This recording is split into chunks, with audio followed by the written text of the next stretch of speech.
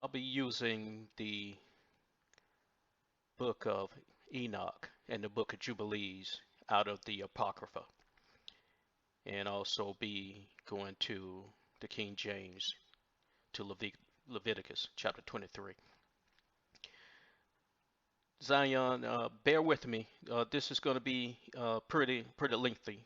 There's a couple of chapters that I need to read the entire chapter so you can get the understanding. Now, um, if we're going to keep the feast days of the Most High Yah, then we need to know all the feast days, and we need to know the biblical calendar, which is 364 days. All right. Now, this is nothing new. I'm going to read this directly out of the scripture, but you're going to need to bear with me. And we go through these chapters together. All right. Now, the book of Jubilees and the book of Enoch um, were originally in the Hebrew Israelite Torah scriptures. Now, these books were taken out by the Gentile Roman Catholic Church. And their reasoning for doing this is there's a couple of scriptures in the book of Enoch and in the book of Jubilees that supposedly conflict with the other Bibles. Speaking of the King James um, and the books before that.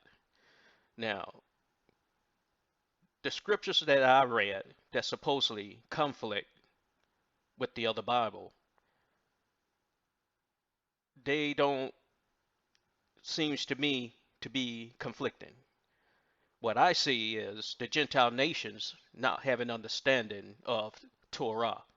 Okay, and I also think that their reasoning for removing those books is more sinister than just a couple of scriptures. And if you bear with me and stick with me while we read through these chapters, you'll see why I think that it's more sinister than just a couple of scriptures. All right. Now, the Most High Yah took a people unto himself, and he took the seed of Yaakov Israel, the Hebrew Israelites, and he gave them Torah. He also instructed the Hebrew Israelites not to add or remove from Torah. Now, how the Gentile Roman Catholic Church take it upon themselves to remove books from the Hebrew scripture is beyond me. All right? But Hebrew Israelite scriptures is Hebrew Israelite business. So, with that said, I'm going to get to Hebrew Israelite business. All right? So, bear with me, Zion. These chapters, we have to read them in their entirety for you to get that understanding. So, at the end of the video, you're going to see and understand that we have to keep that 364-day calendar as opposed to the Gentiles' 365-day calendar. All right. Now, I'm going to get started here, and we're going to start out with the book of Enoch. And we're going to take what we learned from the book of Enoch, chapter 72, and then we're going to go over to Jubilees, chapter 1 and chapter 6, and a couple of verses in chapter 50.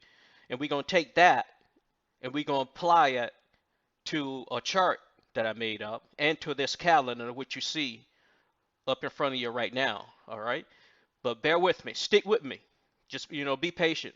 But and you're gonna see and be amazed at the outcome. All right, now let's get started.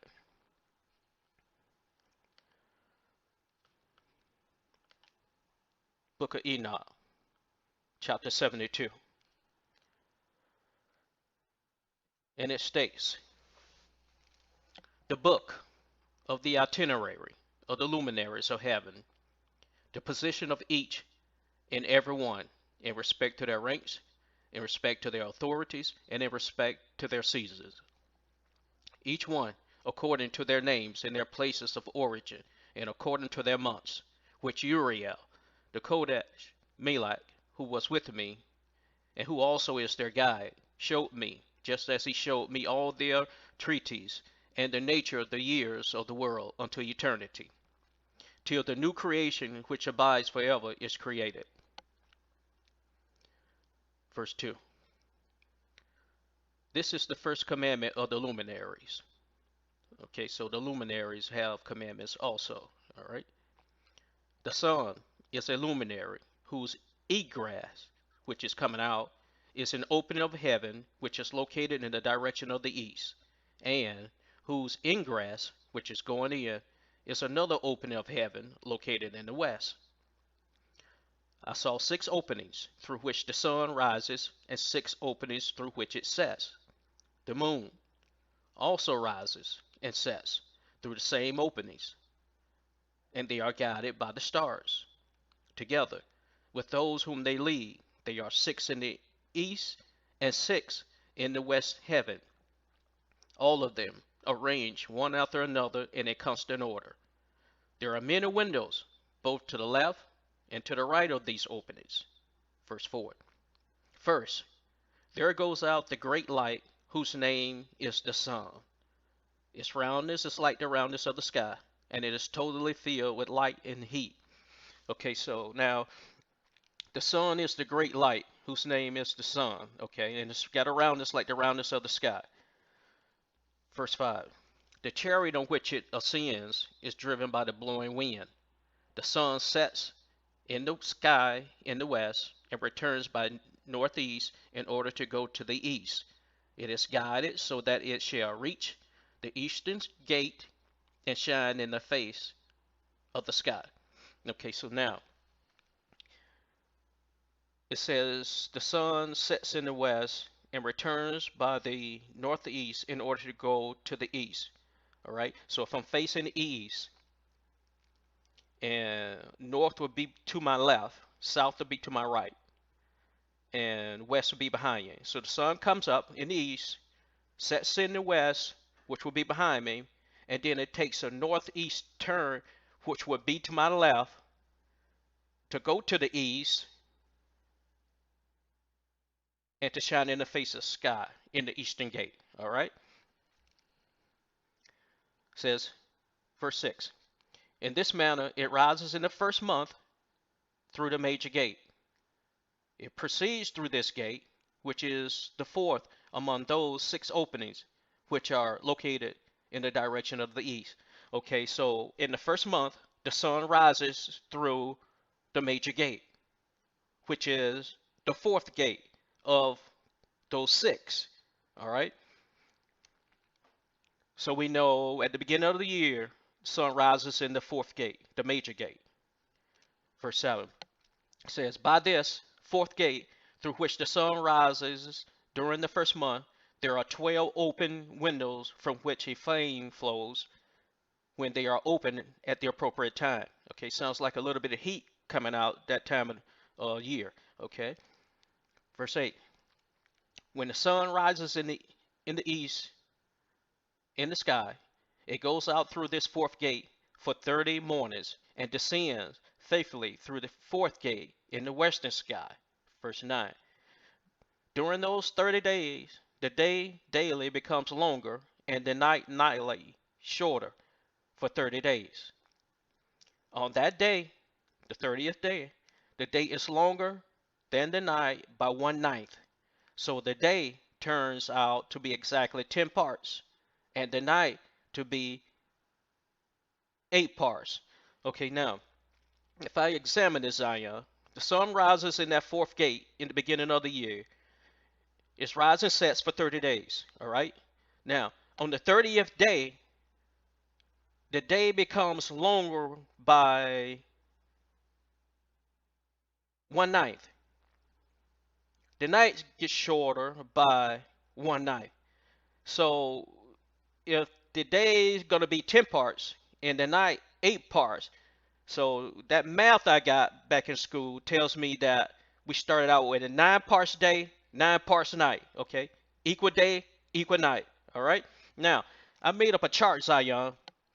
I want to pull that up so you can get an understanding of what we're reading as we go along. All right. So now This chart I got here, you see at the top, it's got an E on it. That's to depict the rising of the sun, all right? And as you can see, I got the sun there, an arrow coming in, and you see that gate 4. But then you would say, well, how do you know that's gate 4, right? Now, Zion, I've been watching the rising and setting of the sun for better than 3 years now. And I can attest to you, as I face east, watching the sun rise over this better than 3 year period, the sun comes up directly in front of me on the first day of the year. That 9 parts day, that 9 parts night. The sun comes up directly ahead of me. And over the course of them 30 days, the first 30 days, the sun starts to move to my left, which would be to the north. All right? Also, the first day, first month, is called the new month of the first month, which is the beginning of the spring. And that's a feast day. And as we go along, Zion, you're going to see this. We're going to read it, okay? Everything you get here, except for this chart, it's going to be read out of Scripture. All I'm doing is taking what we read out of Scripture and putting it on the chart. And I also put it on the calendar, the Gentiles calendar, all right? But we are reading this out of the book. So bear with me, and you're going to see this come together. But you're going to have to stick all the way to the end, all right? So now we just read on the first month, the sun rises in the major gate, which is the 4th gate. And it's going to rise and set for 30 days.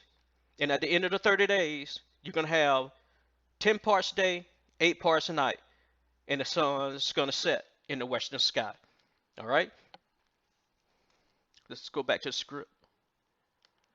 Okay, verse 11. It says, the sun rises from that 4th eastern gate, sets in the 4th western one, and then it turns and comes into the 5th gate of the east for 30 days, through which it rises and sets in the 5th gate.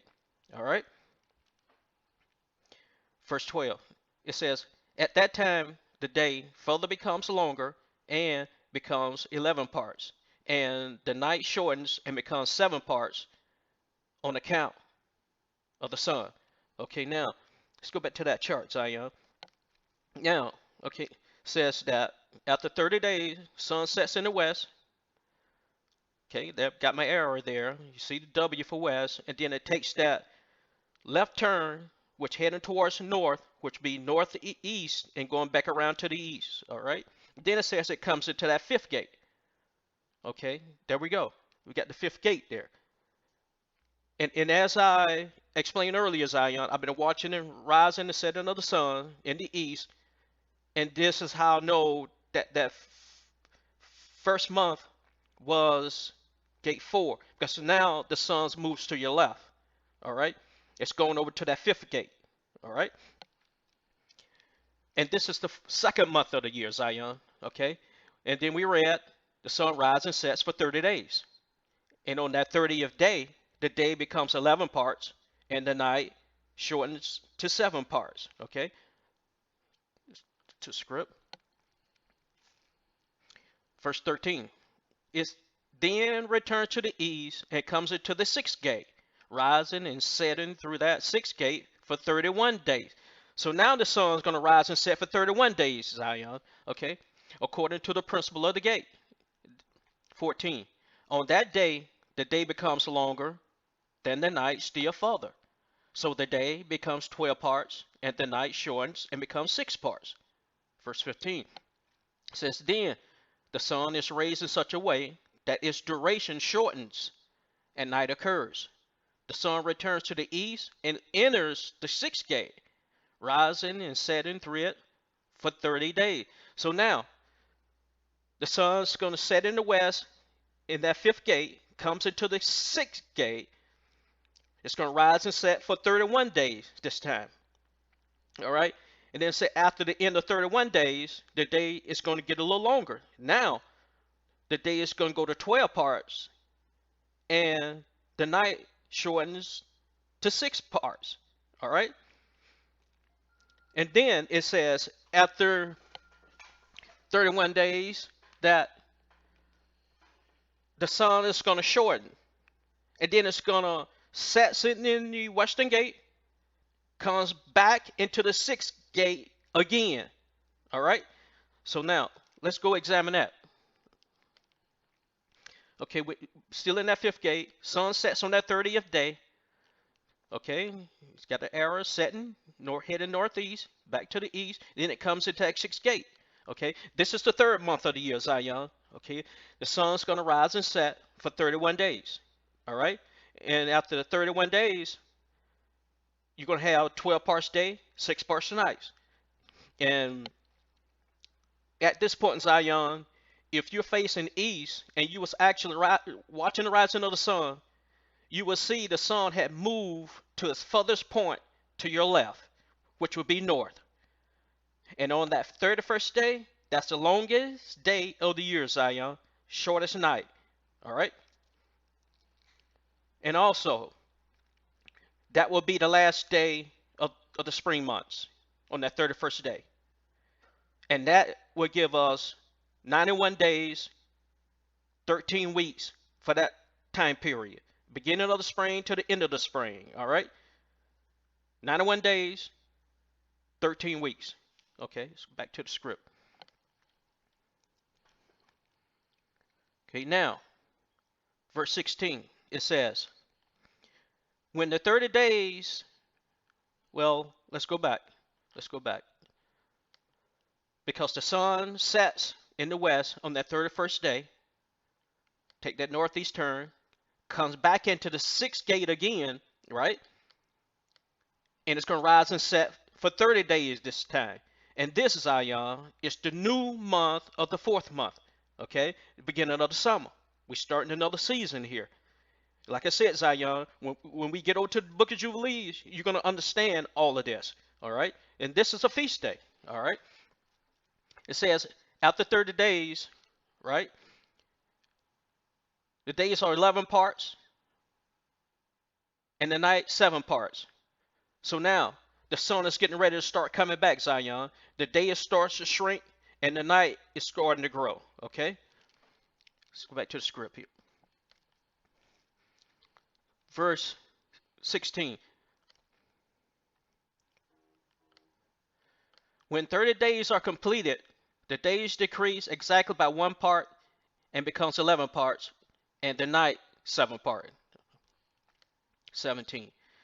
Then the sun, leaving the west by that sixth gate, going to the east, rises through the fifth gate for 30 mornings, and sets again in the fifth gate in the west. On that day, the day decreases by 2 parts, so the day becomes 10 parts, and the night 8 parts. Let's go examine that. Okay, after 30 days, the sun is going to set in the western sky, and it's going to be 11 parts day, 7 parts night. And once it sets in that western sky, takes that northeast turn, it's going to come into that fifth gate. Okay, now this is the 5th month of the year, Zion. All right, now we're into the 5th month. The sun's going to rise and set 30 days. At the end of 30 days, we're going to have 10 parts night. 10 parts day, 8 parts night. As you see how the day is going to shorten, night's going to start to grow again. And if you're facing east, watching the rising of the sun, you can see the sun starting to come back. All right? Okay. Verse 19 says, then the sun, departing from the 5th gate, setting in the 5th gate in the west, rises in the 4th gate for 31 days, according to the principle of the gate, and sets in the west. On that day, the day is aligned with the night so that they become equal. So the night becomes 9 parts and the day 9 parts. Okay, let's go back to the chart. Okay, so after 30 days, it's going to set 10 parts a day, 8 parts a night, sets in the west, take that northeast turn, go to the east, and it's going to rise in that Fourth gate. This is the 6th month of the year, Zion. Okay? 31 days. And it also read that on the 31st day, we're going to have 9 parts day, 9 parts night. We back where we started from. Equal day, equal night. All right? And on the 31st day, Zion, this is the end of the summer months. The end of summer. What do we got? 91 days, 13 weeks. Okay? You had 30 days in the 4th month, 30 days in the 5th month, 31 days in the 6th month. That's 91 days. All right? Same as it was in the spring. 91 days, 13 weeks out of that. All right? Let's go back over to the script. Now, Zion, this happens twice a year. With the biblical calendar, the 364-day biblical calendar, twice a year, you got 9 parts day, 9 parts night. At the beginning of the year in the spring, and at the halfway point, at the end of the 6th month period. All right? Back to the script. Verse 21. It says, then the sun departed from that gate and setting in the west, returns to the east, comes out through the 3rd gate for 30 days, and sets in the 3rd gate in the west. On that day, the night becomes longer than the day. It becomes longer than the previous night, and the day becomes shorter than the previous day for 30 days. So the night turns out to be exactly 10 parts, and the day be 8 parts. Okay? Let's go look at that. Okay, now we're in the 30th day in the 31st day in the 6th gate. Sun sets in the west, take that northeast turn, goes around to the east, to come in the eastern sky, then it comes into the 3rd gate. And we just read, for 30 days, it's going to rise and set. And this, Zion, is the new month of the 7th month. This is the beginning of the fall. It's a feast day. And for those that are into the know, we know on the 1st day of the 7th month is the blowing of the trumpet. All right? Now, it says, at the end of 30 days, the night is become longer by 1 part. So it's going to be 10 parts night, 8 parts day. Night get longer, day shortens. All right?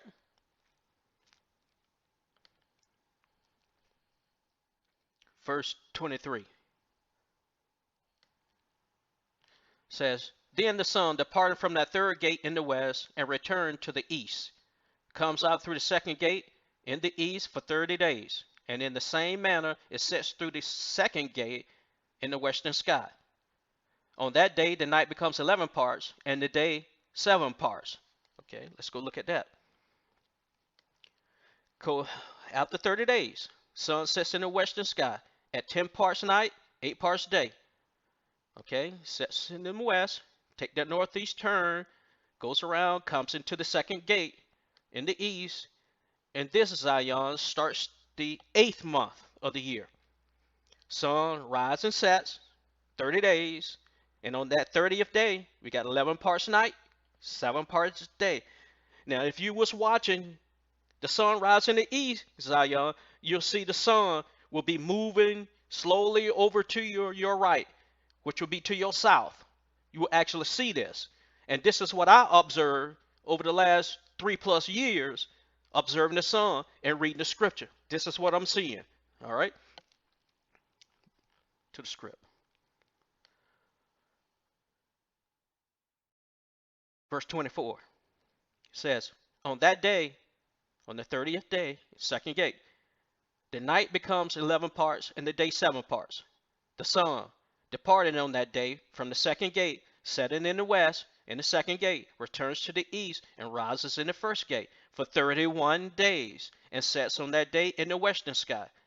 On that day, the night lengthens and becomes 12 parts, whereas the day shortens and becomes 6 parts. Thus, the sun completes its appearances and grows through the same cycles. Verse 27 again. Thus, the sun completes its appearances and go through those same cycles of appearances a second time, coming out through all the openings for 30 days and setting also in the west opposite to it. Okay, let's go look at parts of that. Okay, so After the 30th day in the second gate, sun sets in the western sky at 11 parts night, 7 parts day. Sets in the western sky. Take that northeast turn, comes up in the east in gate 1, and this is the ninth month of the year, Zion. All right? It's going to rise and set for 31 days. At the 31st day, it's going to be 12 parts night, 6 parts day. And then this, Zion, at this period, this is the longest night of the year, shortest day. All right? And if you was watching the sun rise, it's facing the east, the sun will be as farthest point to your right, which will be south. All right? Now, we also read that on that 31st day, that the sun was going to set in the west, and then they're going to repeat the same cycle, meaning it's going to come back into gate 1 again for 30 days. All right? Now, at that 31st day, Zion, that's the end of the fall months.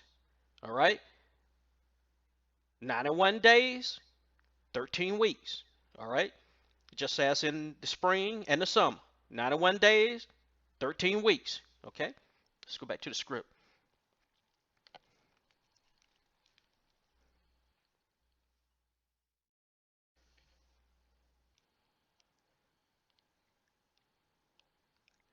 First, go to verse 28. On that night, the length of the night decreases by 1/9. So the night becomes 11 parts, and the day 7 parts. Then the sun, returning and entering the second gate, which is in the east, resumes its appearances for 30 mornings, rising and setting as usual. On that day, the night becomes shorter, so the night becomes 10 parts, and the day 8 parts. All right? So let's go look at that. Now, on the 31st day, we're in gate 4. The sun sets in the western gate. Take that northeast turn to go back to the east. Comes up in the sky again in gate 1. All right? And this, Zion, is the new month of the 10th month. All right? This is beginning of the winter. Another feast day. All right? The sun rises and sets for 30 days. And on that 30th day, you got 11 parts night, 7 parts day. Okay? The night's going to start shrinking, and the day is going to start growing. The sun is starting to come back, Zion. All right? Then it says it sets in the west on that 30th day, and it comes up in that second gate again. All right? So it sets in the west, take that northeast turn, back around to the east, and comes up in gate 2. All right? Let's go to the script. Verse 29 again. Then the sun, returning and entering the second gate, which is in the east, resumed its appearance for 30 mornings, rising and setting as usual. Verse 30. On that day, the night becomes shorter. So the night becomes 10 parts, and the day 8 parts. On that day, the sun, departing from this second gate and setting in the west, returns to the east and rises through the third gate for 31 days and sets in the western sky. Let's go look at that. Okay. On our 30th day, 10th month, in gate 1, sun sets in the west. Take that northeast turn around to the east, comes up in the second gate again. This is the 11th month of the year, Zion. Okay, we just read that the sun's going to rise and set 30 days. All right, on that 30th day, we got 10 parts night, 8 parts day. Again, the night got a little shorter, the day got a little longer. All right, and if you're watching the sun rise in the east, you see the sun has come further to your left, coming back to the beginning. All right, so it says when the sun sets on that 30th day, 10 parts night, 8 parts a day, sets in that western gate, comes around to the northeast, rises, rises in the northeast. Got a little ahead of myself. Rises in the north. Come on. Rises in the northeast in that third gate, which brings us to the 12th month. All right. And it's going to rise and set for 30 days. I'm sorry, 31 days. All right. Let's go to the script. Read the rest of that. Verse 31 again. On that day the sun, departing from the second gate and setting in the west, returns to the east and rises through the third gate for 31 days and sets in the western sky.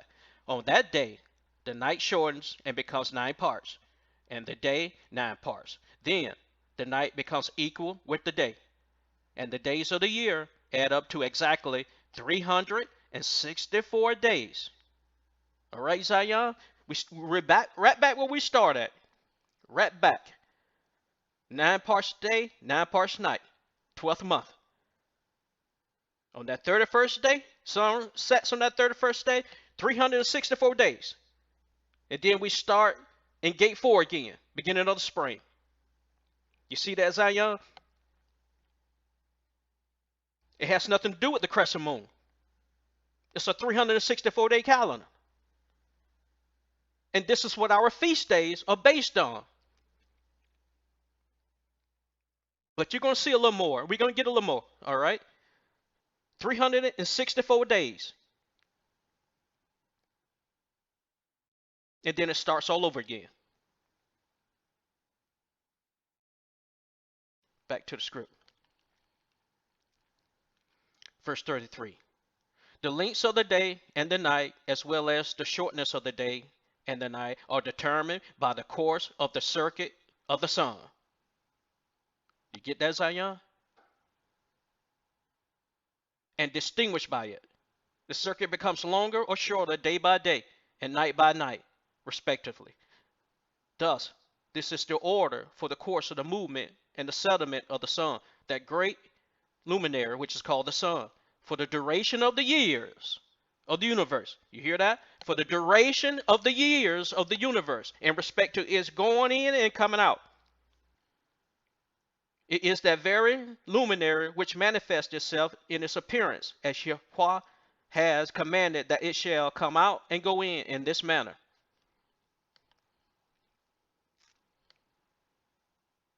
Verse 37. And neither does it diminish in respect to its brightness, nor take rest, but continue to run day and night. As for the intensity of this light, it is sevenfold brighter than that of the moon. Nevertheless, the sun and the moon are equal in regards to their respective sizes. Okay, you see that, Zion? 364 days. That's what our feast days are based on. All our feast days. You're going to learn that there's more feast days than just what's in the book of Leviticus. All right? Let's go to Jubilees. We're going to do chapter 1, chapter 6. Go to chapter 50 and do 2 verses. All right? But Zion, bear with me. You're going to have to listen to this all the way to the end. I mean, you will get it at the end. You should understand why we need to keep this 364-day calendar year. All right? And you're going to understand why it's important to read the whole chapter and not just cherry pick it. It's got to be read in its entirety. Now, the book of Jubilees. This is the history of the division of the days of the Torah and of the testimony of the events of the years, of their year weeks, meaning Jubilee week, which is 7 years. Festivals of the covenant.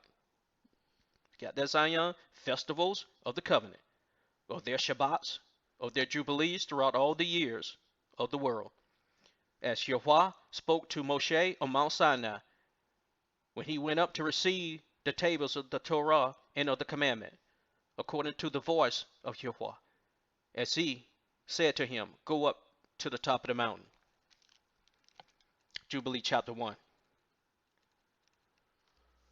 And it came to pass in the first year of the exodus of the children of Israel out of Egypt, in the 3rd month, on the 16th day of the month, that Yahweh spoke to Moshe, saying, Come up to me on the mount, and I will give you 2 tables of stone of the Torah and of the commandment, which I have written, that you may teach them. So them 2 tables of stone had all Torah, had all the law, not just 10 commandments. Verse 2.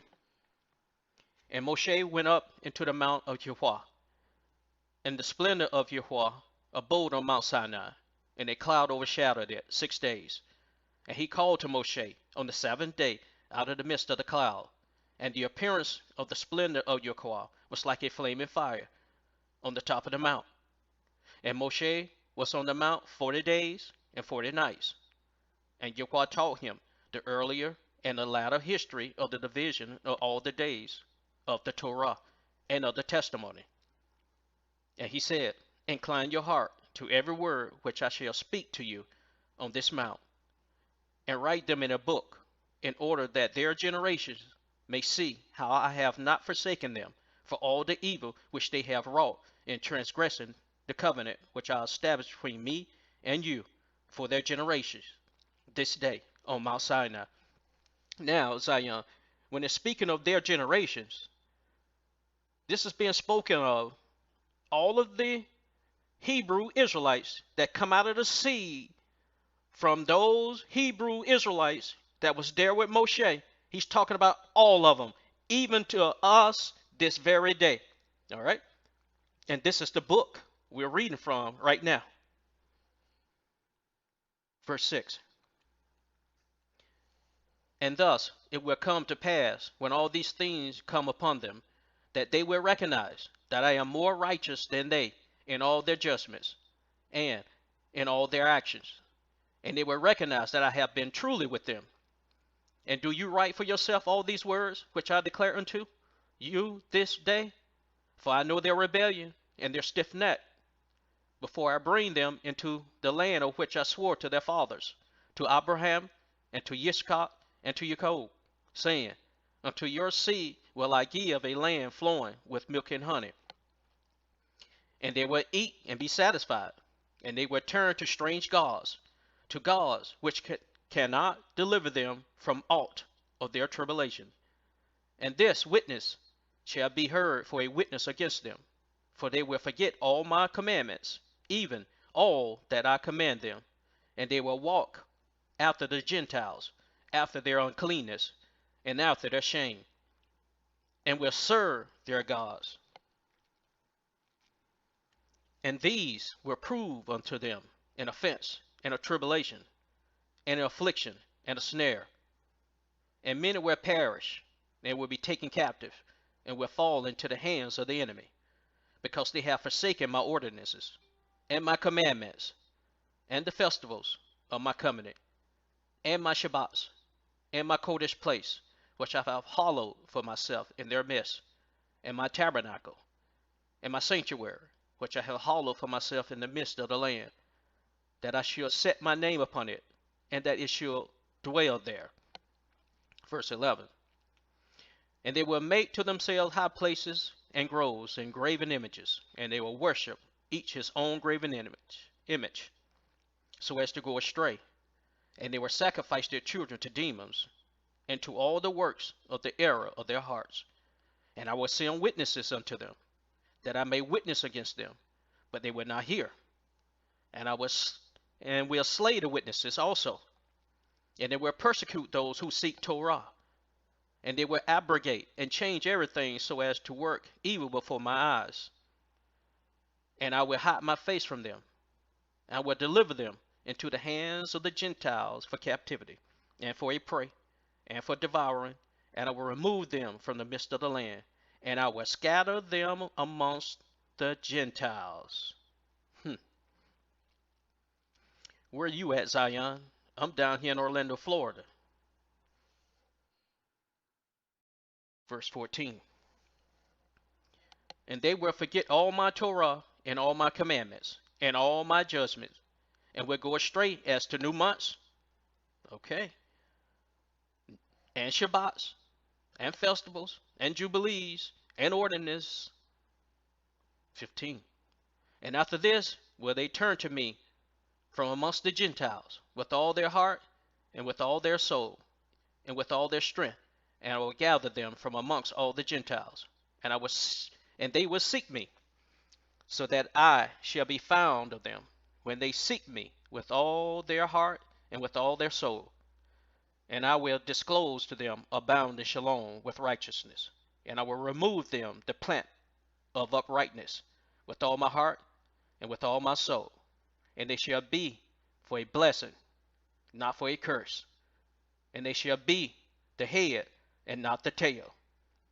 And I will be in my sanctuary in their midst, and I will dwell with them, and I will be Yahweh, their sovereign ruler, and they shall be my people in truth and righteousness, and I will not forsake them, nor fail them, for I am Yahweh, their sovereign ruler. Hallelujah. Verse 19. And Moshe fell on his face and prayed and said, O Yahweh, my sovereign ruler, do not forsake your people and your inheritance, so that they shall wander in error of their hearts, and do not deliver them into the hands of their enemies, the Gentiles, unless they shall rule over them, and cause them to sin against you. Let your mercy, O Yahweh, be lifted up upon your people, and create in them an upright spirit, and let not the spirit of Belial rule over them, to accuse them before you, and to ensnare them from all the paths of righteousness, so that they may perish from before your face. Verse 21. But they are your people, and your inheritance, which you have delivered with your great power from the hands of the Egyptians. Create in them a clean heart and a Kodesh spirit, and let them not be snared in their sins from henceforth until eternity. Verse 22. And Yahweh said to Moshe, I know their contrariness, and their thoughts, and their stiff-neckedness, and they will not be obedient till they confess their own sin and the sin of their fathers. Zion, I have confessed my sins and repented and confessed the sins of our fathers. Verse 23. And after this, they will turn to me in all uprightness, and with all their heart, and with all their soul. And I will circumcise the foreskin of their heart, and the foreskin of the heart of their seed. And I will create in them a Kodesh spirit. And I will cleanse them, so that they shall not turn away from me from that day until eternity. And their soul will cleave to me, and to all my commandments, and they will fulfill my commandments. And I will be their Abba, their father, and they shall be my children. And they all shall be called children of the living Yahweh. And every Malach and every spirit shall know, yes, they shall know that these are my children, and that I am their Abba in uprightness and righteousness, and that I love them. And do you write down for yourself all these words, which I declare unto you on this mountain, the first and the last, which shall come to pass in all the division of the days, in the Torah, and in the testimony, and in the weeks, and the jubilees, until eternity, until I descend and dwell with them throughout eternity. Verse 27. And he said to the Malach of the present, write for Moshe, from the beginning of creation till my sanctuary has been built among them for all eternity. And Yahweh will appear to the eyes of all, and all shall know that I am the sovereign ruler of Yisrael, and the Abba of all the children of Jacob, and king on Mount Zion for all eternity. And Zion and Jerusalem shall be Kodesh, holy. Verse 29. And the Malach of the presence, who went before the camp of Yisrael, took the tables of division of the years from the time of the creation, of the Torah, of the testimony of weeks of the jubilees, according to the individual years, according to all the number of the jubilees, according to the individual years from the day of the new creation, when the heavens and the earth shall be renewed, and all their creation according to the powers of the heaven, and according to all the creation of the earth. until the sanctuary of Yahweh shall be made in Jerusalem on Mount Zion, and all the luminaries be renewed for healing and for shalom and for blessing for all the elect of Israel, and that thus it may be from that day unto all the days of the earth. Okay, Zion, we're going to go to chapter 6. It's important that I read this so you can get an understanding of the Most High telling Moshe, giving him the past and the history, and showing him what was going to happen and what we need to do to get it right. Now, Jubilee chapter 6. This is Noah when he came off the ark. Now, Zion, now you can get ready to see why we need to keep that 364-day calendar, okay? As Hebrew Israelites, our very life depends on it. And this is why I was saying at the beginning, this is why you need to be patient, stick with me, and hang in there, and listen at the video in its entirety, all right? We getting there. Verse 1. And on the new month of the 3rd month, he went forth from the ark, speaking of Noah, and built an altar on that mountain. And he made atonement for the earth, and took a kid and made atonement by its blood for all the guilt of the earth. For everything that had been on it had been destroyed, save those that were in the ark with Noah. And he placed the fat thereof on the altar. And he took an ox, and a goat, and a sheep, and kids, and salt, and a turtle dove, and the young of a dove, and placed a burnt sacrifice on the altar, and poured thereon an offering mingled with oil, and sprinkled wine, and strewed frankincense over everything, and caused a goodless Savior to arise, acceptable before Yahweh. Verse 4.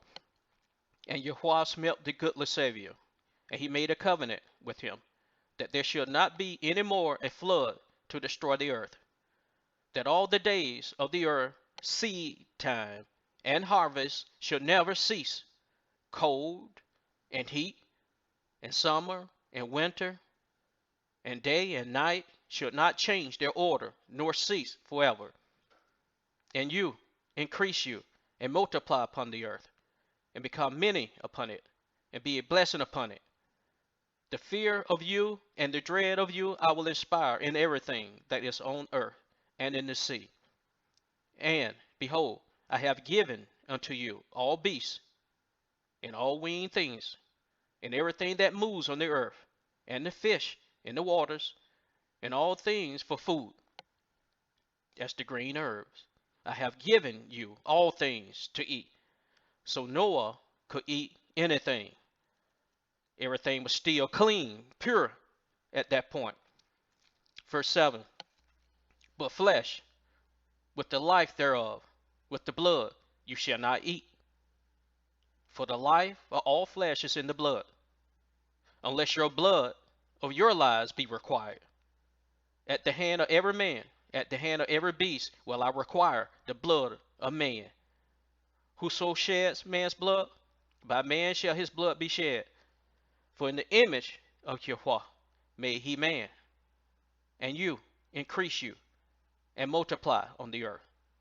And Noah his son swore that they would not eat any blood that was in any flesh, and he made a covenant before Yahweh forever through all the generations of the earth in this month. Verse 11. On this account he spoke to you that you shall make a covenant with the children of Israel in this month upon the mountain with an oath, and that you shall sprinkle blood upon them, because of all the words of the covenant which Yahweh made with them forever. Verse 12. And this testimony is written concerning you, that you shall observe it continually, so that you should not eat on any day any blood of beasts or birds or cattle during all the days of the earth. And the man who eats the blood of beasts or of cattle or of birds during the days of the earth, he and his seed shall be rooted out of the land. And do you command the children of Israel to eat no blood, so that their names and their seed may be before Yahweh, our sovereign ruler, continually? 14. And for this Torah there is no limit of days, for it is forever. They shall observe it throughout their generations, even right now, that they may continue supplicating on your behalf with blood before the altar every day. And at the time of morning and evening, they shall seek forgiveness on your behalf perpetually for Yahweh, that they may keep it and not be rooted out. Now, Zion, now that Yahshua has come, the priest had to sacrifice a lamb in the morning and the evening every day for the forgiveness of sin. Now that Yahshua was the sacrificial lamb of the Most High, now we have faith in Yahshua, because the Leviticus priesthood has been pushed to the side. Yahshua replaced that. All right. Verse 15. And he gave to Noah and his sons a sign, that there should not again be a flood on the earth. 16.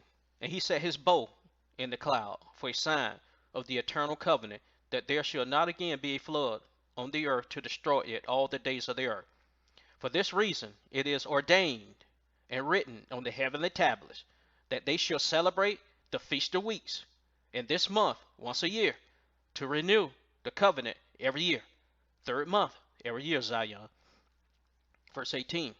And this whole festival was celebrated in heaven. As it is done in heaven, so shall it be done in earth. Verse 18 again. And this whole festival was celebrated in heaven from the day of creation till the days of Noah, 26 jubilees and 5 weeks of years. And Noah and his sons observed it for 7 jubilees and 1 week of years, 350 years, till the days of Noah's death. And from the day of Noah's death, his sons did away with it until the days of Abraham, and they ate blood. But Abraham observed it, Yitzchak and Jacob and his children observed it up until your days. And in your days the children of Israel forgot it, until you celebrate it anew on this mountain. And do you command the children of Israel to observe this festival in all their generations, for a commandment unto them. One day in the year, in this month, the third month of the 364-day biblical calendar, they shall celebrate the festival. Verse 21. For it is the feast of weeks and the feast of first fruits. This is the feast twofold and of a double nature, according to what is written and engraved concerning it. Celebrate it. Verse 22. For I have written in the book of the first Torah, in that which I have written for you, that you shall celebrate it in its season, one day in the year. And I explain to you its sacrifices, that the children of Israel shall remember and shall celebrate it throughout their generations in this month, one day in every year. Verse 23. And on the new month of the first month, beginning of the spring, and on the new month of the fourth month, beginning of the summer, and on the new month of the seventh month, beginning of the fall, and on the new month of the 10th month, beginning of winter, are the days of remembrance.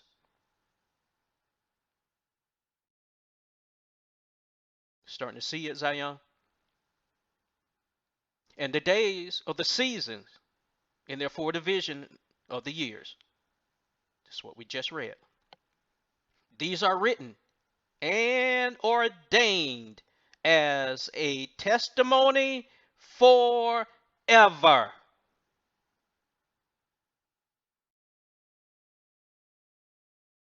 forever, Zion.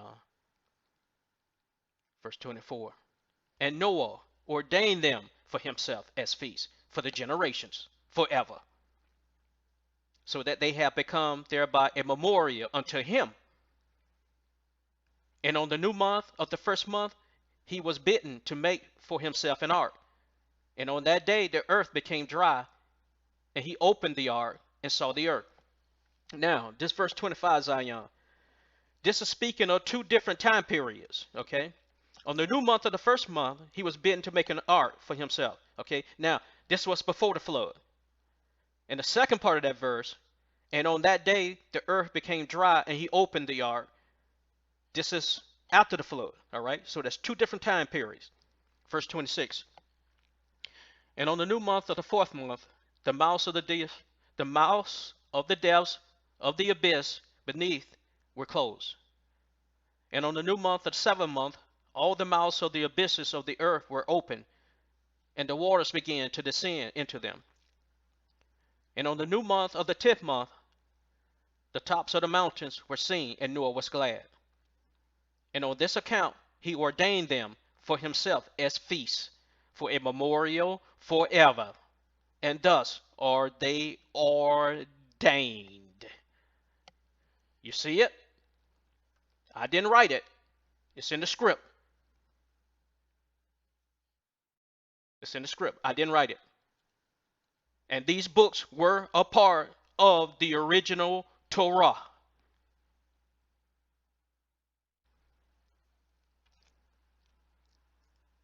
Verse 29. And they placed them on the heavenly tablets. Each had 13 weeks. You remember that, Zion? 13 weeks. From one to another passed their memorial, from the first to the second, and from the second to the third, and from the third to the fourth. Verse 30. And all the days of the commandment will be 52 weeks of days.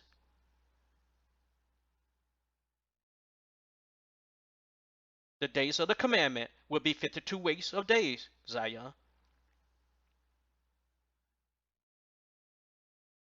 Now, I'm going to put that math I learned in school to the test again, right? Our year, it just said, all the days of the commandment will be 52 weeks of years, right? 52. Now, each season had 91 days.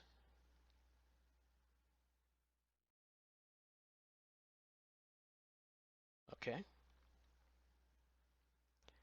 Each season had 13 weeks.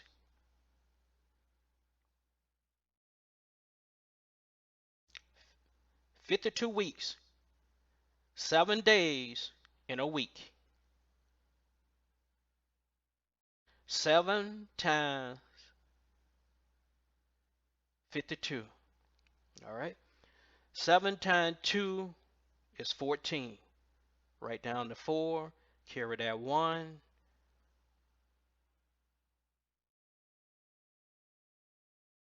Seven times 5 is 35. Add that 1, 36.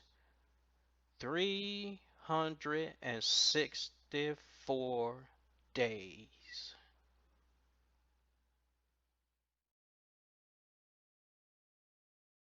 364-day calendar year, Zion.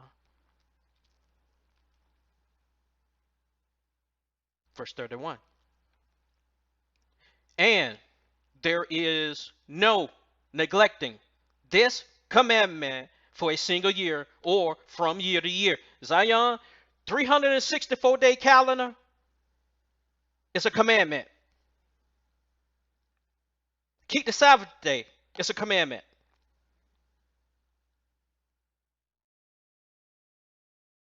Have no other God before me, as the Most High says. It's a commandment. Do not covet. It's a commandment.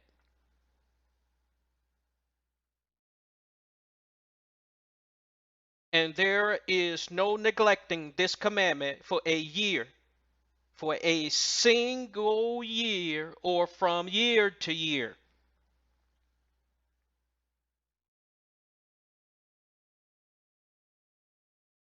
Verse 32. And command you, the children of Israel, that they observe the years according to this reckoning, 364 days.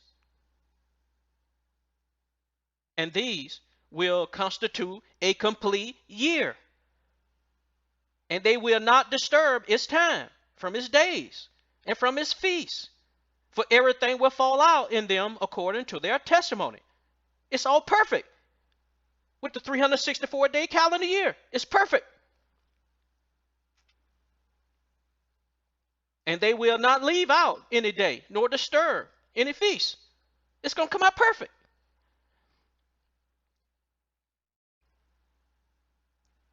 33. But if they do neglect and do not observe them according to his commandment, then they will disturb all their seasons, and the years will be dislodged from this order. And they will disturb the seasons, and the years will be dislodged, and they will neglect their ordinances. Verse 34. And all the children of Israel will forget, and will not find the path of the years, and will forget the new months, and the seasons, and Shabbats, and they will go wrong as to all the order of the years. For I know, and from henceforth will I declare it unto you, and it is not of my own devising, for the book is written before me, and on the heavenly tablets the division of days is ordained. It's set in stone, Zion. It's written in heaven.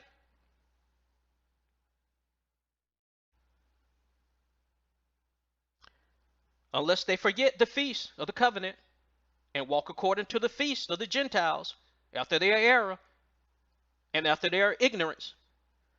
For there will be those who will assuredly make observations of the moon. Zion, we don't keep feast days according to the crescent moon. Moon has nothing to do with the first day of the year. It's the circuit of the sun. Equal day, equal night. 9 parts day, 9 parts night. It comes out perfect. The the crescent moon does not keep the perfect 364-day calendar. And neither do the Gentiles 365-day calendar. We Hebrew Israelites needs to get back to keeping that 364-day biblical calendar. Second part of 36. How it disturbs the season and comes in from year to year 10 days too soon. Verse 37. For this reason, the years will come upon them when they will disturb the order and make abominable day the day of testimony, and an unclean day a feast day. And they will confound all the days, the Kodesh with the unclean, and the unclean day with the Kodesh. For they will go wrong as to the months, and Shabbats, and feasts, and jubilees. 38. For this reason I command and testify to you, that you may testify to them. For after your death, your children will disturb them, so that they will not make the year 364 days only.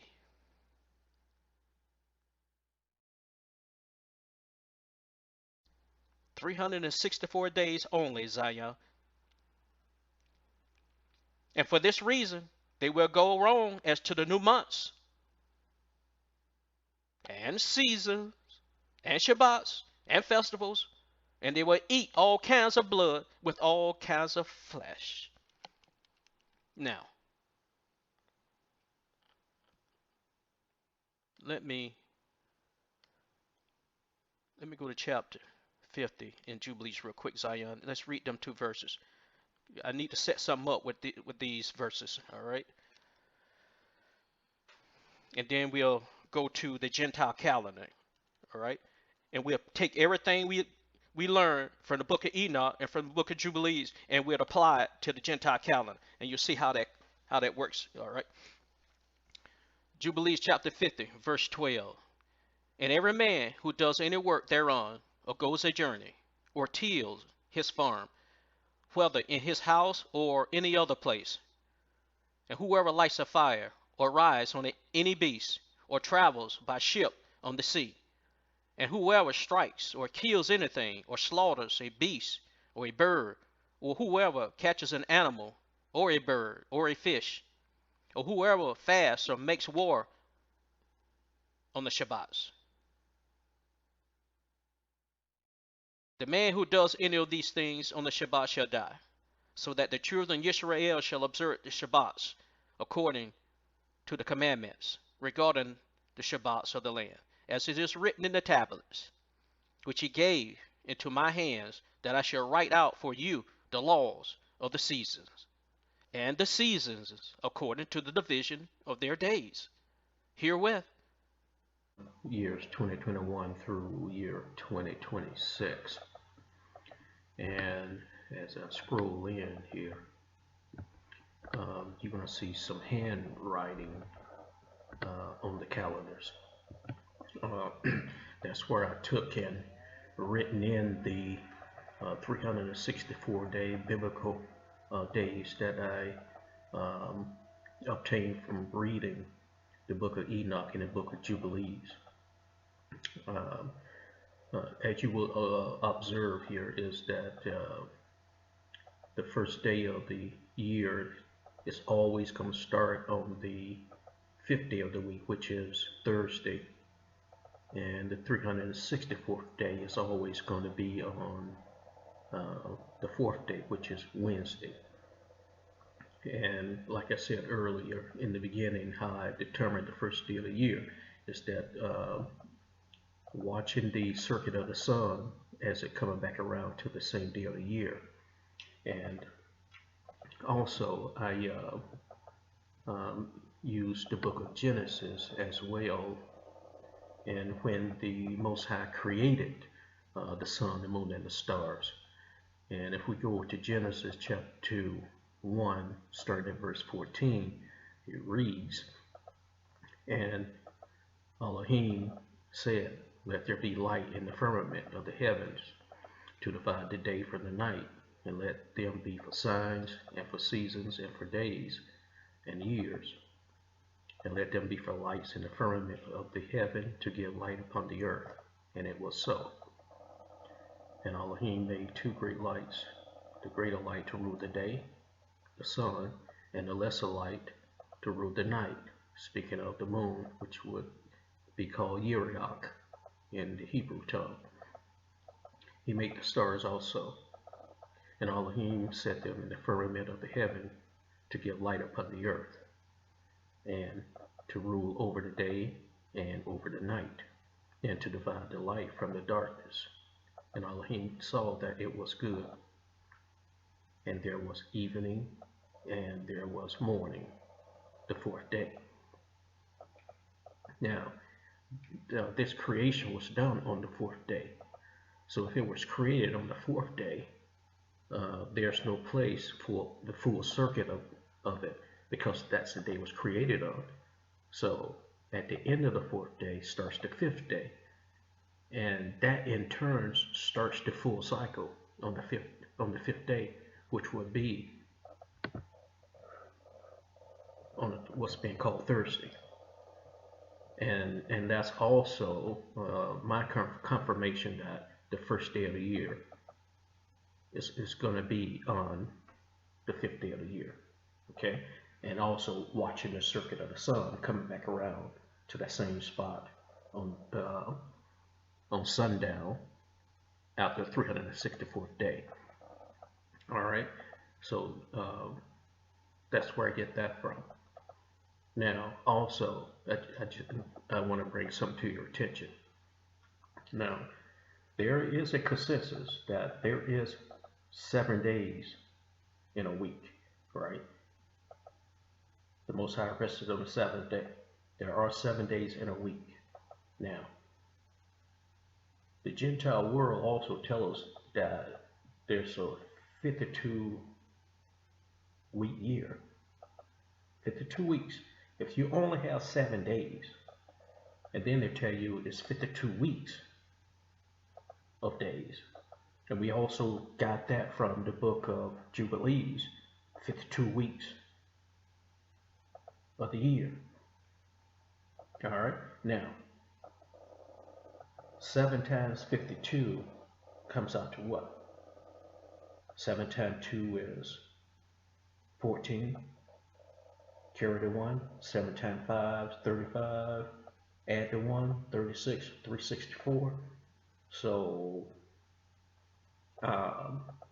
where is this extra day or extra 2 days being interjected? I mean, what's the name of those days? They call the first day Sunday, they call the second day Monday, they call the third day Tuesday, call the fourth day Wednesday, fifth day Thursday, sixth day Friday, seventh day they call it Saturday. So what are they calling them other 1 or 2 days to where they're saying you got 365 days a year? What's that other day called? All right. And what about the leap year? They added, they throw in that other day. Well, what that day called? What week do they interject it? I mean, what's the explanation behind it? All right. The consensus is 7 days a week in a 52 week of days, 364. So it sounds to me there's some sorcery going on with the numbers. But what I'm going to continue to stick by,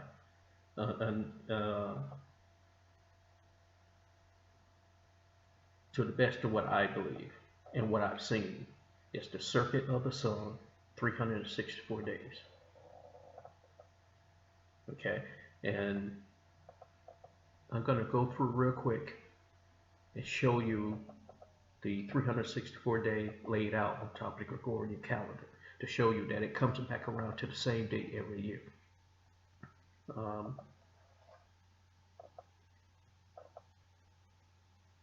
Also concerning the Passover being on the 14th day, and you'll get a chance to see that as well.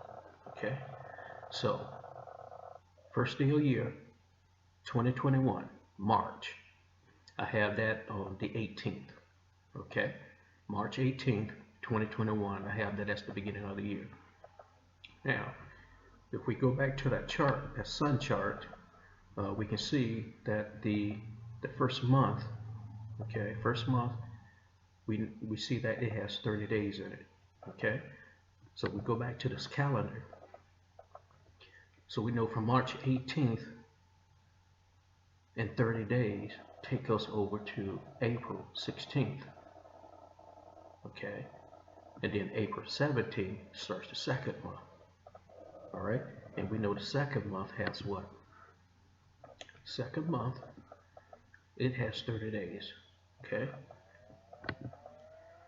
so April 17th to May 16th is 30 days. All right, now the third month, May 17th. Let's see how many days the third month have. Okay, so now we got the third month. It has 31 days. Okay, let's go back to the calendar. So May 17th starts the third month, and it goes over to June 16th, 31 days. All right, now June 17th starts the fourth month. How many days does the fourth month have? Let me scroll down here. Okay, we got the fourth month. Fourth month has what? 30 days.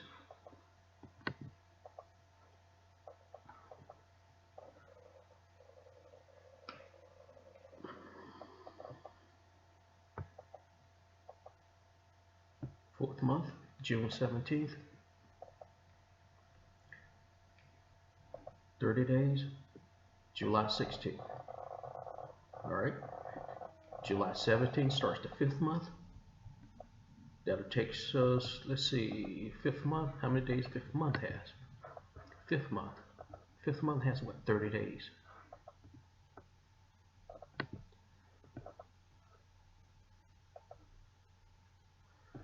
July 17th, take us over to August 15th, 30 days. August 16th starts the sixth month. Let's see how many days the sixth month have. Sixth month, 31 days.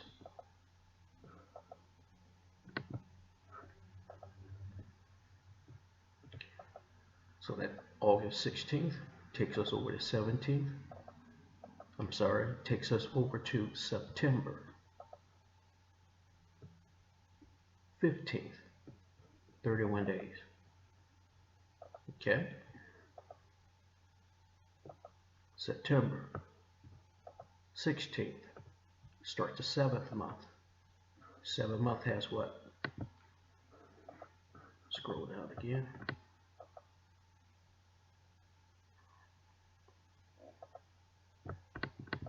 Seventh month has what? 30 days. So from September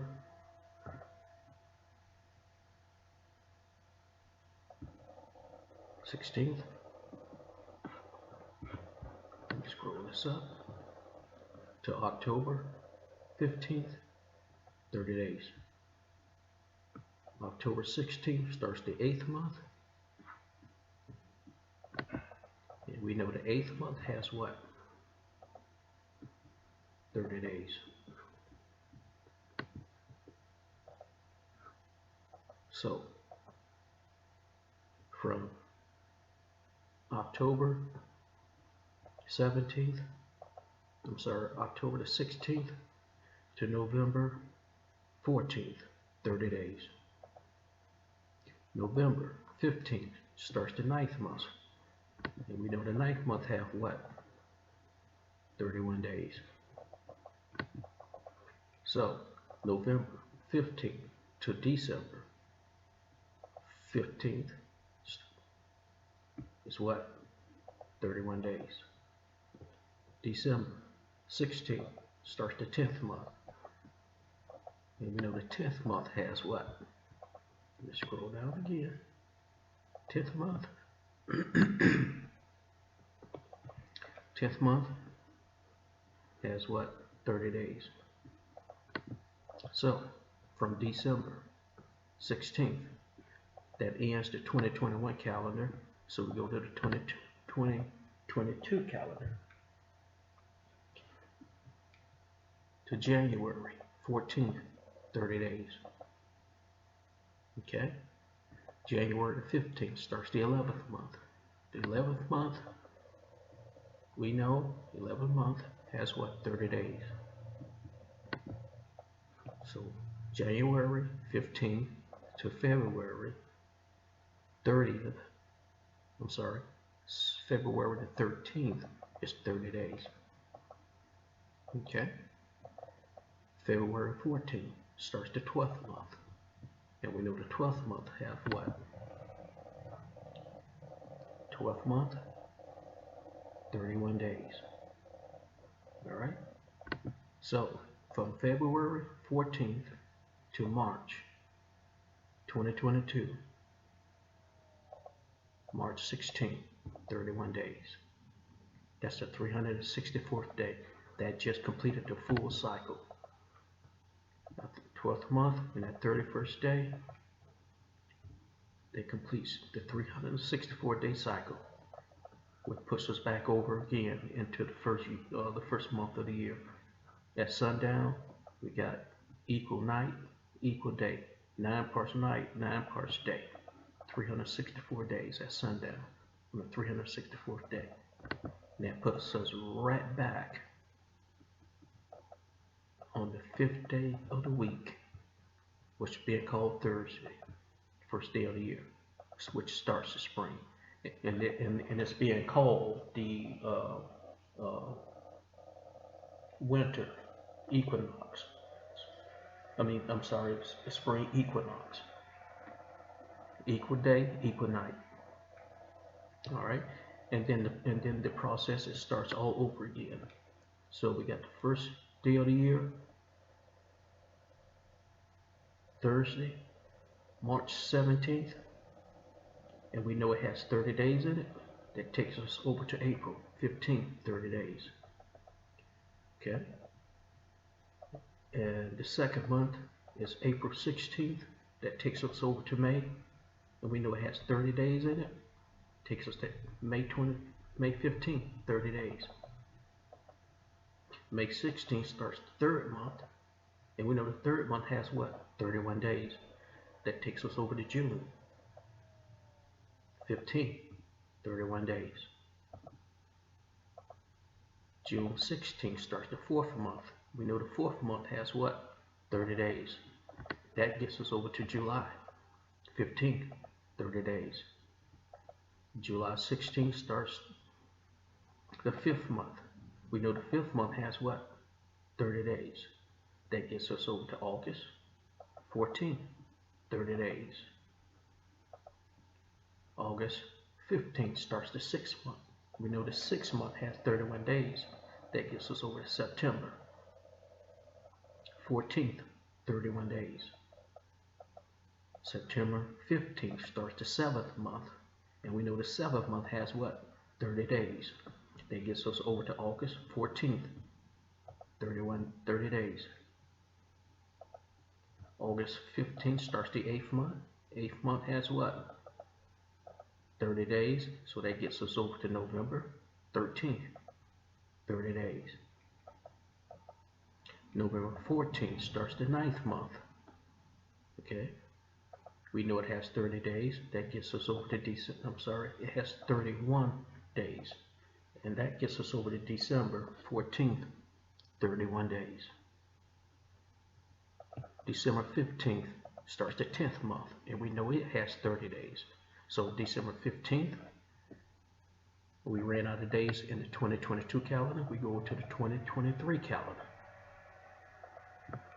Okay, so December 15th to January the 13th, 30 days. January 14th starts the 11th month, which has 30 days, and that gets us over to February 12th, 30 days. February 13th starts the 12th month. We know the 12th month has what? 31 days. So February 13th to March 15th, 31 days. Wednesday, 364th day. First day of the year, March 16th. Thursday, first day of the year. Same pattern. Same pattern. It does it for every single year. Same pattern. Okay. Now, as we go through this, you're going to see once they started adding the leap years, then it's gonna appear that the biblical calendar is being it's gonna appear that is going backwards, that is falling behind. But if you continue to watch the circuit of the sun, it's the circuit of the sun that keeps this in perspective. Okay, the spring gonna come back around to the start of the spring every single year. The summer gonna start when it's supposed to every single year. The fall is gonna start when it's supposed to every single year. The winter is gonna start when it's supposed to every single year. Okay, now it may not be as cold in the winter. You might not get that cold weather in the winter, or you might not get that fall in the fall. And in summer it might get hot before the summer even starts. But those particular seasons start when they're supposed to every single year. But going by the Gregorian time, the 365 days, and then they add in a leap year, which is 366 days. That's based on the solar. That's based on the moon. And the book of Enoch plainly tells us that the moon falls behind the sun every at a percentage every single year. It falls behind. So um, I go on what I see visually in the 364-day cycle. So the 2023 calendar, first day of the year, March 16th. And the first month of the year, beginning of the spring, has 30 days. Takes us over to April 14th, 30 days. April 15th starts the second month. Takes us over to May 14th, 30 days. Third month of the year starts May 15th. Takes us over to June 14th, 31 days. Third month, 31 days. June 15th starts the fourth month. Gets us over to July 14th, 30 days. July 15th starts the fifth month. Gets us over to August 13th, 30 days. August 14th starts the sixth month. Get us over to September 13th, 31 days. September 14th starts the seventh month. Gets us over to October 13th, 30 days. October 14th starts the eighth month. Gets us over to November 12th, 30 days. November 13th starts the ninth month. Gets us over to December 13th, 31 days. December 14th starts the 10th month. That ends the 2023 calendar. So we have to go to the 2024 calendar. That gets us over to January 12th, 30 days. January 13th starts the 11th month. Gets us over to February 30th. February the 11th, 30 days. February 12th starts the 12th month. That gets us over to March 31st. March 13th, 31 days. Wednesday, 364th day. At sundown starts the first day of the year, first day of spring. Fifth day of the week, Thursday, March 14th. Brought us right back around to the same place. Brought us back around to the same place. Okay, now this year, they added a day. This is the leap year. They added a day, the 29th day. If we go look at February, they added the 29th day. Okay, now we're going to go through this calendar and the next couple, and we're going to see if the spring starts on the fifth day of the week. All right, let's take a look at it. March 14th starts the first day of the year, the beginning of the spring, and we know it has 30 days. March 14th takes us over to April 12th, 30 days. April 13th starts the second month, gets us over to May 12th, 30 days.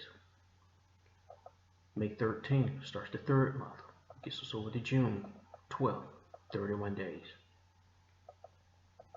June 13th starts the fourth month. That gets us over to July 30th, 30 days. July 13th starts the fifth month. Gets us over to August 11th, 30 days. August 12th starts the sixth month. Gets us over to September 11th, 31 days. September 12th starts the seventh month. That gets us over to October 11th, 30 days. October 12th starts the eighth month, Gets us over to November 10th, 30 days. November 11th starts the ninth month. Gets us over to December 11th, 31 days. December 12th starts the 10th month. That's the last day of the 2024 calendar. So we have to go over to the 2025 calendar to January 10th, 30 days. January 11th starts the 11th month. It gets us over to February 9th, 30 days. February 10th starts the 12th month. Gets us over to March 12th, 31 days. Fourth day of the week, Wednesday. At sundown starts first day of the year. Fifth day of the week, Thursday, March 13th, first day of the week, beginning of spring. Comes back around to the same place. Now let's go through this calendar. See if that extra day they added throws the cycle off. Okay? March 13th, 2025, first day of the year, spring. Takes us over to April 11th, 30 days. April the 12th starts the second month. That gets us over to May 11th, 30 days. May 12th starts the third month. Gets us over to June 31 days. June 12th starts the fourth month. Gets us over to July 11th, 30 days. July 12th starts the fifth month.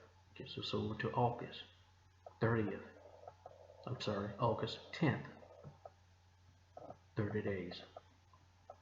August the 11th starts the sixth month. Gets us over to September 10th, 31 days. September the 11th starts the seventh month. That gets us to October 10th, 30 days. October 11th starts the eighth month. Gets us to November 9th, 30 days. November 10th starts the ninth month. Gets us over to December 10th, 31 days.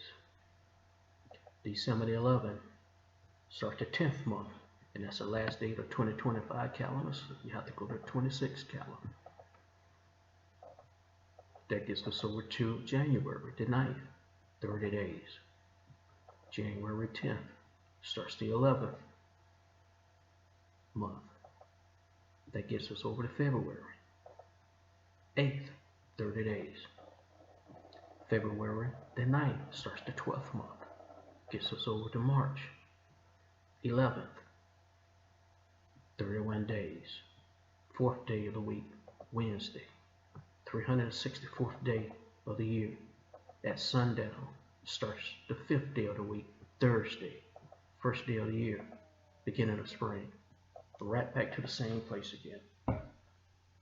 And this is all being done with the circuit of the sun. I'm actually watching the sun and watching this circuit play out year after year after year. Watching the circuit play out. Okay? I'm not concerned with the 365-day Gregorian calendar. Only when I'm at work and I need to do vacation days and I need to comply to the workplace. Otherwise, I'm using the 364-day biblical calendar in conjunction with the circuit of the sun while watching the circuit of the sun. Okay? Now, let's look at these feast days. And another reason why I strongly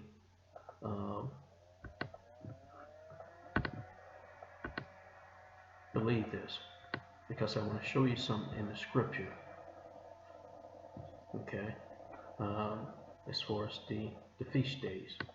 Now let's go over and look at the feast days here. Okay. We know on the 14th day of the first month is the Passover. Okay. So 2021 in March, we know the first day on the 18th and the 14th day. I'm sorry, not March. We know the first day of the year.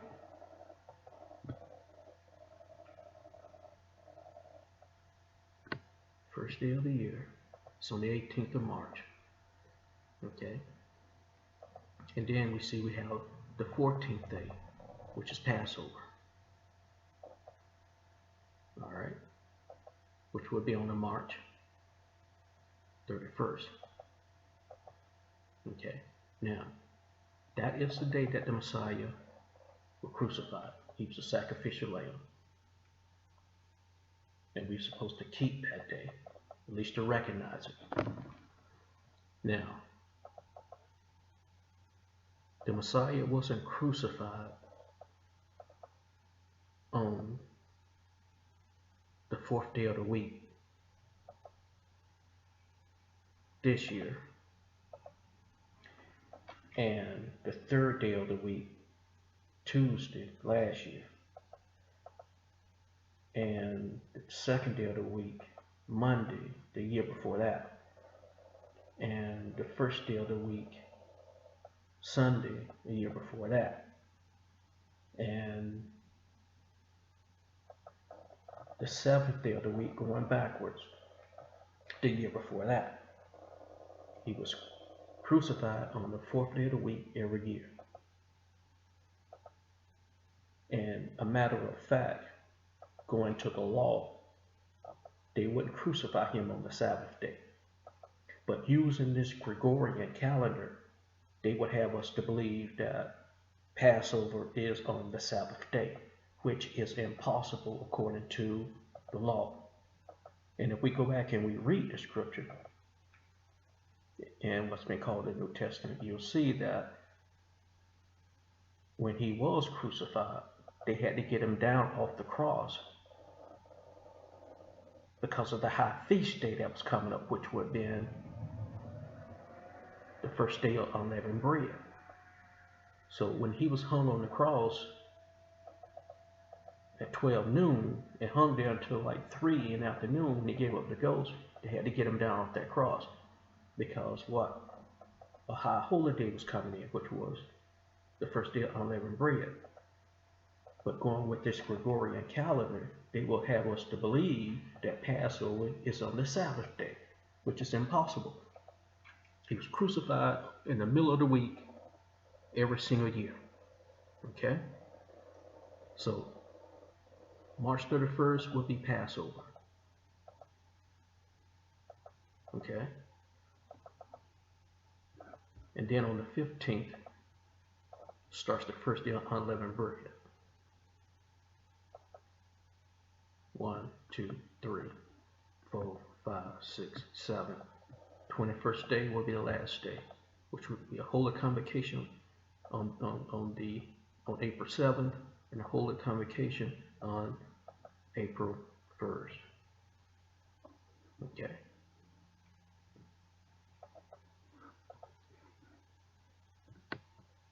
And going down to well, we had the Feast of Weeks, which will be the 50th day. See if we can go through that real quick. So they would wave the sheaf on the Sabbath on that following week, which would be they would wave the sheaf on the 11th, and then you had 7 Sabbaths. 1, 2, 3, 4, 5, 6, 7.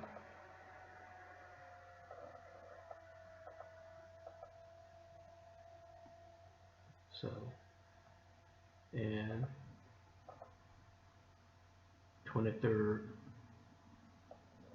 will be Feast of Weeks, if my calculation is right. I'm doing this on the fly real quick here. Feast of Weeks on the 7th. And I could be wrong, it could be the 14th, but let me go through this again.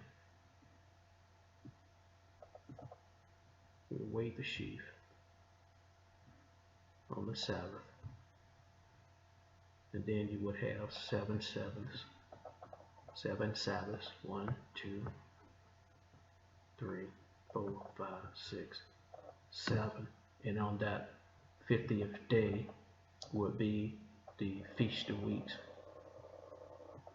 Feast of First Fruit, the 14th. I'm sorry, May 30th. Okay, May 30th. And it would be the third month, 14th day, which puts us in the middle of the week for the First Fruits Feast of Weeks. Okay. And then the next feast days would be the blowing of the trumpets, which be the first day of the 7th month. We got the 7th month starting September 16th. That's the first day of fall. First day of the 7th month, first day of fall. That's the blowing of the trumpets. Okay. And then it says on the 10th day, okay, of the 7th month, we are to have the Day of Atonement. That's a 24-hour fast. Now, I want you to pay attention here of what day that actually falls on. What day does that falls on? The 10th day. What day does it falls on? It falls on the Sabbath day. All right. Now, I read a scripture earlier before I came to the calendars. I read a scripture earlier. And it says, and every man who does any work thereon or goes to a journey, this is the book of Jubilees, or tills his farm, whether it's his house or any other place, or whoever lights a fire, or rides on any beast, or travels by ship on the sea, and whoever strikes or kills anything, or slaughters a beast or a bird, or whoever catches an animal or a bird or a fish, or whoever fasts or makes war on the Shabbats. Okay, so right now that looks like a contradiction. Okay, that looks like a contradiction because the Most High says 7th month, 10th day is the Day of Atonement. All right, let's look at that. So let's go to Leviticus 23, verse 24. It reads, says, speak unto the children of Israel, saying, in the 7th month, in the 7th month, in the 7th month, okay, that's the 7th month, September 16th, the 7th month. First day of the month, you should have a Sabbath, a memorial blowing of the trumpets, a set apart convocation. You shall do no servile work therein, but you shall offer an offering made by fire unto Yahuwah. And Yahuwah spake unto Moshe, saying, also on the 10th day of this month, okay? I want you to take a look at this. He specified on the 10th day of this month, there shall be a day of atonement. Okay? The 10th day. It shall be a set apart convocation unto you, and you shall afflict your souls and offer an offering made by fire unto Yahuwah. Okay? So, the 10th day is a day of atonement. We are to afflict our souls, but it comes on the Shabbat day. That sounds like a conflict. Right now, as it is, that sounds like a conflict, right? But let's go further. Verse 28 says, and you shall do no work in that same day, for it is a day of atonement, to make an atonement for you before Yahuwah, Elohim.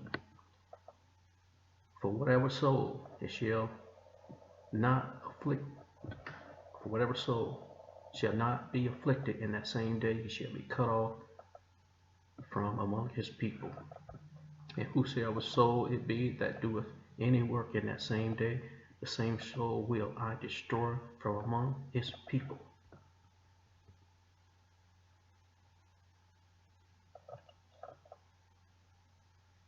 Verse 31.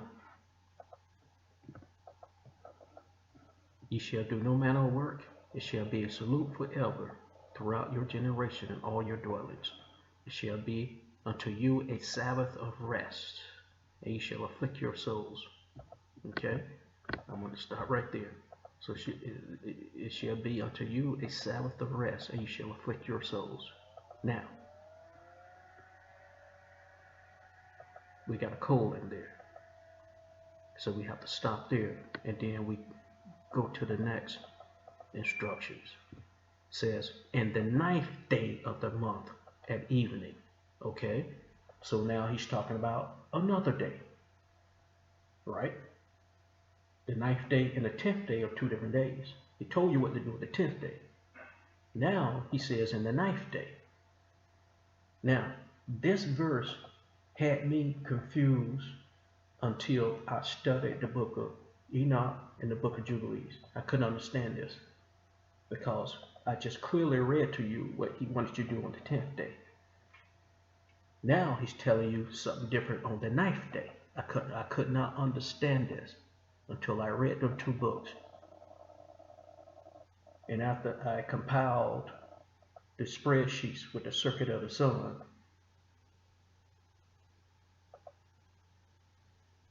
and overlaid the Gregorian calendar with the 364-day years, now I got it. Let's go to that calendar. Book of Jubilees, we shall not fast on the Shabbat. The Most High wants a 24-hour fast on the 10th day, which falls on the Shabbat. Now, let's see what he wants us to do on the 9th day. And the 9th day of the month at evening, remember, the day doesn't start until sundown the previous day. So the 9th day starts at sundown on the 8th day.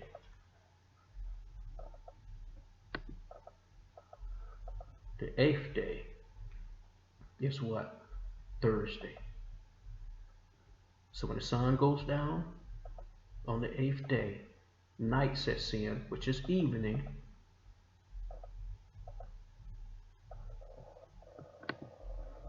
From evening to evening, you shall celebrate your Shabbat. So, what I read here is,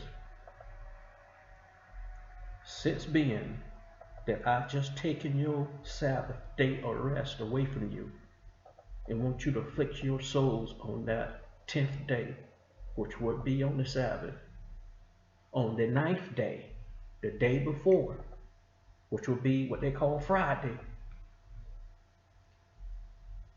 celebrate your Shabbat on that day, once a year. That's what that scripture is there for. Once a year, we celebrate the Shabbat on the 6th day of the year, rather than the 7th day, because the 7th day we're going to fast. That's what I read here, because he specifically told you what to do on the 10th day. Now he's telling you what he wants you to do on the 9th day. 10th day falls on the 7th day of the week. The 9th day falls on the 6th day of the week. Let's look at it. That's the 10th day. It's on the Shabbat. 9th day. It's on the 6th day, Friday. What they call Friday. That's what that's there for. That's 2 different days. 2 different days. He took it away from you here. He gave it to you here on the 9th day. That's the way I read that. That's why I couldn't figure it out. That's why I could not figure that verse out. Could not figure that out. That's why. That's why it's there. Alright? So let's go back to the calendar. And then on the 15th day starts the Feast of Ingathering. That's when the children of Israel slept, and they slept in huts, for 8 days, which started on the 15th.